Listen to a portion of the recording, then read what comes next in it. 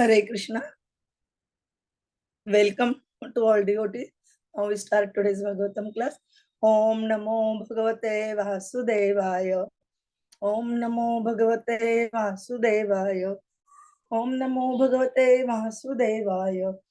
Narayanam Namaskritya Naram Chaiva Narottamam Devim Saraswatim Vyasam Tata Jayam Udire Nashtaprayeshu Bhadreshu नित्यं भागवत सेवया भगवती उत्तम श्लोके भक्ति भवती नैष्टिकी. हरे कृष्ण दंडोत प्रणाम. We continuing chapter 28 Srimad Bhagavatam Canto 11 Jnana Yoga shloka number 18 to 26. ज्ञानम विवेक निगम तपः च प्रत्यक्षम ऐतिह्यम अथ अनुमानम आदि अंतयोः अस्य यत एव केवलम काल च हेतु च तत एव मध्ये यथा हिरण्यं स्वकृतं पुरस्तात् पश्चात् सर्वस्य हिरण्मयस्य तत एव मध्ये व्यवहार्यमाणं नाना अपदेशैः अस्य तद्वत् विज्ञानम् एतत् त्रि अवस्थम् अंग गुणत्रयं कारण कार्य कर्तु समन्वयेन व्यतिरेकेतः च येन एव तुर्येण तत् एव सत्यं न यत् पुरस्तात् उत यत् न पश्चात् मध्ये च तत् न व्यपदेशं मात्रं भूतं प्रसिद्धं च परेण यत् यत् तत् एव तत् स्यात् इति मे मनीषा.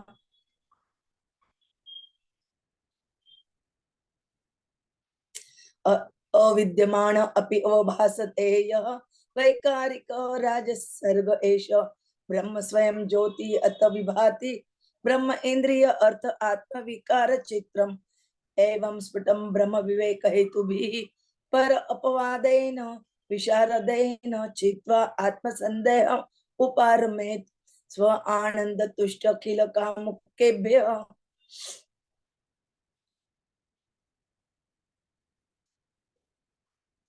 न आत्मा वपु पार्थिवम इंद्रियाणि देवा हि असु वायु जलमुताश मन अन्न मात्रम दिशना च सत्वम अंकृति खम क्षिति अर्थ साम्यम समाहितैकः करणे गुण आत्मभि गुणः भवेत् मत्सु विविक्त धाम्नः विक्षिप्तमाणे उत किं नु दूषणं गणे उपेति विकतैरवे किम् यथा नभ वायु अनल अंबु भूगुणैः आगत आगतैः वा ऋतु गुणैः न सज्जते तथा अक्षरम सत्वरजः तमः मलैः अहम मतेः संस्कृति हेतुभिः परम. Translation and purport by the Srila Prabhupada Jagat Guru Srila Prabhupada की जय. Real spiritual knowledge is based on the discrimination of spirit from matter, and it is cultivated by scriptural evidence, austerity, direct perception, reception of the Puranas, historical narration, and logical inference. The absolute truth, which alone was present before the creation of the universe and which alone will remain after its destruction, is also the time factor and the ultimate cause. Even in the middle stage of this creation's existence, the absolute truth alone is the actual reality. Gold alone is present before its manufacture into gold products, and the gold alone remains after the product's destruction. And the gold alone is the essential reality while it is being utilized under various designation. Similarly, I alone exist before the creation of this universe, after its destruction, and during its maintenance. The material mind manifests in three phases of consciousness: wakefulness, sleep, and sleep, which are products of three modes of nature. The mind further appears in three different roles: the perceiver, the perceived, and the regulator of perception.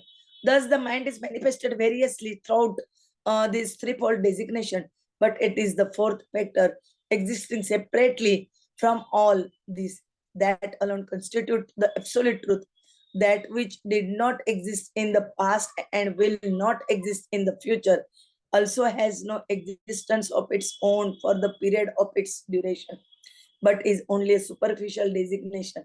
In my opinion, whatever is created and revealed by something else is ultimately only that other thing, although does not exist in reality. This manifestation of transformation created from the mode of passion appears real because the self-manifested self, luminous absolute truth exhibits himself in the form of the material variety of the senses, the sense object, the mind, and the elements of physical nature.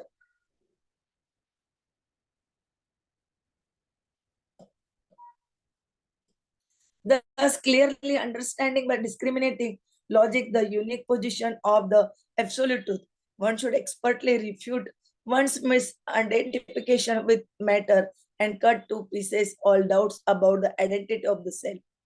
Becoming satisfied in the soul's natural ecstasy, one should desist from all lusty engagement of the material senses. The material body made of earth is not the true self, nor all the senses there presiding demigods or the air of life, nor is the external air, water, or fire, or one's mind. All these are simply matter. Similarly, neither one's intelligence, material consciousness, nor ego, nor the elements of earth, ether or earth, nor the objects of sense perception, nor even the primeval state of material equilibrium can be considered the actual identity of the soul. For one who has properly realized my personal identity as the supreme godhead, what credit is there if his senses, mere products of material modes, are perfectly concentrated in meditation? And on the other hand, what blame is incurred in if his senses happen to become agitated? Indeed, what does it mean to the sun if the clouds come and go? The sky may display the various qualities of the air, fire, water, and earth that pass through it, as well as such qualities as heat and cold, which continually come and go with the season. Yet the sky is never entangled with any of these qualities. Similarly, the supreme absolute truth is never entangled with the contaminations of goodness, passion, and ignorance, which cause the material transformation of the false ego. Purport by the Srila Prabhupada. Jagat Guru Srila Prabhupada ki jai. Material scientists and philosophers are desperately searching for the ultimate material cause or principle, which is described here as Kal, the time factor. The material process of cause and effect takes place entirely within a sequence of time. In other words, the time factor is the motivating impetus for material cause and effect. This time factor is a manifestation of the super soul, the form of the supreme Lord that pervades and supports the cosmic manifestation.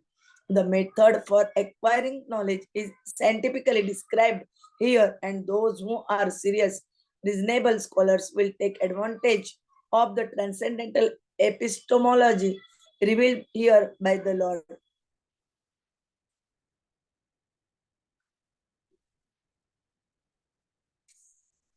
God is manufactured into many types of jewelry.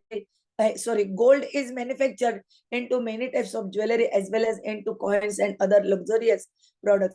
But at each stage, before manufacture, during utilization, and afterward, the essential reality is gold. In the same way, the supreme personality of Godhead is the essential reality, both the dynamic and the ingredients cause of everything. All throughout the material creation, the Lord is simply getting into motion his own potency, which is not different from him.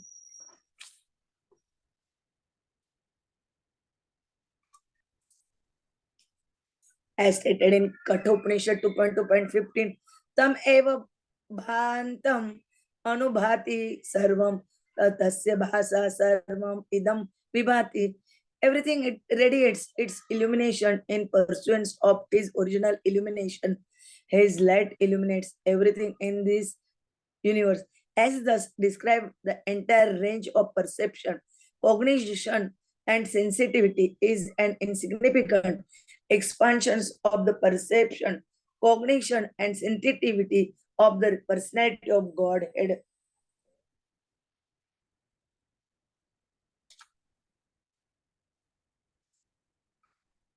Although all material products such as our own bodies are temporary and thus ultimately false, the material world is a real manifestation of the Lord's potency. The basic substance or reality of this world is the personality of God Himself, whereas the temporary designation imposed by the conditioned souls are illusion. Thus, we consider ourselves American, Russian, British, German, Indian, black, white, Hindu, Muslim, Christian, and so forth. In fact, we are the marginal potency of the Supreme Lord, but by attempting to exploit the Lord's inferior material potency, we have become entangled in illusion. Everything should be properly defined in terms of the personality of God, who is the essential reality of this and all other words.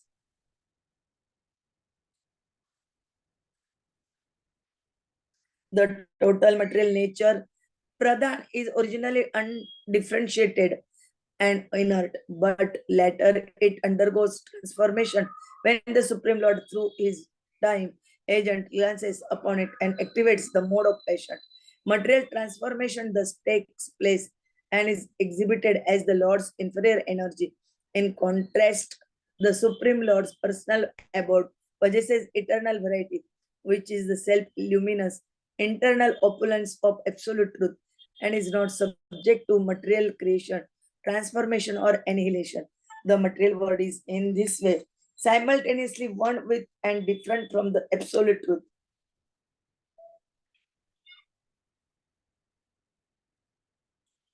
A pure duty of the Lord is considered eternally liberated because he has perfectly understood the Lord's transcendental personality and abode and is always engaged in serving the Lord mission within this world. Although superficially such a devotee may appear agitated by events in the material world while engaged in the Lord's mission, this does not change his exalted status as the Lord's eternal servitor. Just as the exalted status of the sun is not changed even when the sun is apparently covered by clouds.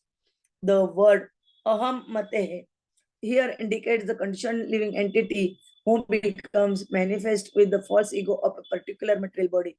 By contrast, the personality of Godhead is unaffected by the modes of nature, and thus he is never covered by a material body and never subject to false ego. As described here, the Lord is eternally infallible and pure.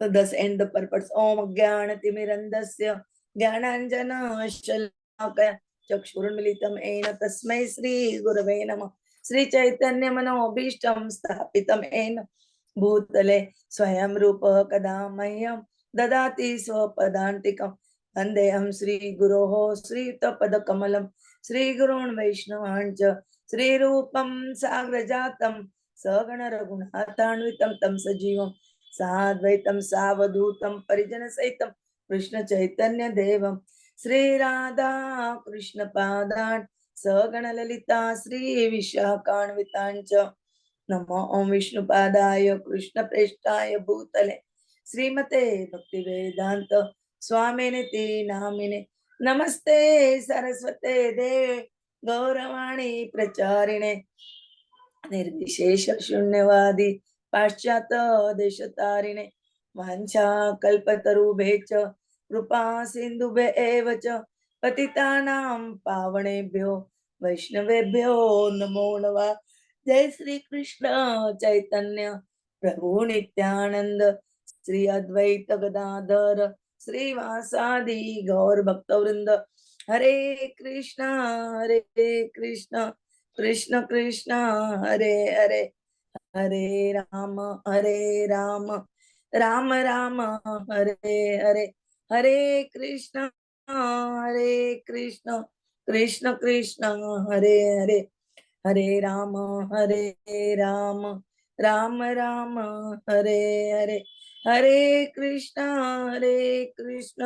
Krishna Krishna Hare Hare Hare Ram Ram Ram Hare Hare Hare Krishna दंडवत प्रणाम. Today we continuing Srimad Bhagavatam Canto 11 chapter 28 Gyan Yoga shloka number 18 to 26. In these shlokas, describing about the essence of false ego and what Lord Krishna told to Uddhava that about the Jnana Yoga that described in this shloka. Here they describe about real spiritual knowledge, which is based on the discrimination of the spirit from a matter and elevated by the scriptural evidence. And then material scientists and philosophers are desperately searching for the ultimate material cause or principle, but they are not understanding uh, uh, uh, what is the principle behind that. And all these material body made of earth, that also describing here, and they again describe about the uh, giving the example of gold. When we use and we made different ornaments from gold, they gold is there, and after destruction of that ornament, it is remain the same gold. Like that, God is manifesting all uh, living entities, all existence of the uh, material existence. And before he is only in past, again future he is only alone. Only all these things are present in only present. That they're describing, giving the example of the gold. Prabhuji will tell you in detail nicely. वाञ्छा कल्पतरुभ्यश्च कृपा सिन्धुभ्येव च पतितानां पावनेभ्यो वैष्णवेभ्यो नमो नमः. हरे कृष्णा. दंडवत प्रणाम. Hare Krishna. Dandot Pranam Mataji. Thank you very much for a good initiation for the discussion. So, as long as there is a relationship between bodily senses, which are comprised of matter, and the soul, which is the reality, will continue in false consciousness. So, although this material existence is unreal, those who lack discrimination remain entangled in the cycle of birth and death because of their absorption in sense gratification. All the phases of material life, be it birth, death, sorrow, happiness, they belong not to the soul, but the materialistic false ego. And by learning to distinguish between the soul and its opposite matter, we can destroy this false identification. There is single absolute truth present at the beginning as well as at the end of this world. During its interim or maintenance phase, the cosmic manifestation is also founded upon the same absolute truth. So this absolute Brahman, it exists everywhere, positively by its manifestations and negatively by its aloofness. Brahman is unique in being self-sufficient, whereas this world, which is the expansion of Brahman, produced the material modes of passion. Now look at Krishna. When he's explaining all this to Uddhava, he had already explained his science to Arjuna. So when Arjuna was being told about Karma Yoga, Krishna ends with a very important verse. Evam buddhe param buddhva संस्थाभ्य आत्मना आत्मना जहिशत्रुम महाबाहो kamarupam durasadam. Those knowing oneself to be transcendental to the material senses, mind, and intelligence. O mighty Arjuna, one should steady the mind by deliberate spiritual knowledge, Krishna consciousness, and thus, by spiritual strength, conquer this insatiable enemy known as lust. So, this is how Krishna ends chapter 3 in his discussion with Arjuna. And immediately, when chapter 4 starts, he further explains that this is something which he is not giving or informing today. He says that this he had instructed the science to Vivaswan. So this is not something new. Shri Bhagavan Uvacha Ivam Vivasvate Yogam Proktavan Aham Avyayam Vivasman Manme Praha Manu Ikshva Akave Abravita. The personality of Godhead Krishna said, I instructed this imperishable science of yoga to the sun god Vivasvan, and Vivasvan instructed it to Manu, the father of mankind, and Manu in turn instructed it to Ikshva. So whatever we are listening to today is not something which is new. This is something which is already established. And Uddhava is being given a summary of what Krishna had already explained to us. And why is Krishna doing it? So that we, the fallen souls of the Kali Yuga, can overcome our inattentiveness, our fallen condition, and take to Krishna consciousness so that we get out of the repeated cycle of birth, old age, disease, and death. So Krishna is saying that the spiritual knowledge, the real spiritual knowledge, is actually nothing but discrimination of spirit from matter. So how do we develop it? It will be cultivated by scriptural evidence, austerity, direct perception, reception of the Puranas or historical narrations, and logical inference. And what the Brahman that we are talking about, the absolute truth, the Sat, it was always there and it will always remain. It is only a time factor. So we have to take it very seriously. And Krishna gives an example to make us understand it about gold. So gold can be converted into gold jewelry. So gold has become gold jewelry, but still it remains gold. And when the jewelry is spoiled, gold again remains gold only. So whatever way we use that gold, it is same. Similarly, Krishna existed before creation of this universe, during its maintenance, and it will also exist after its destruction.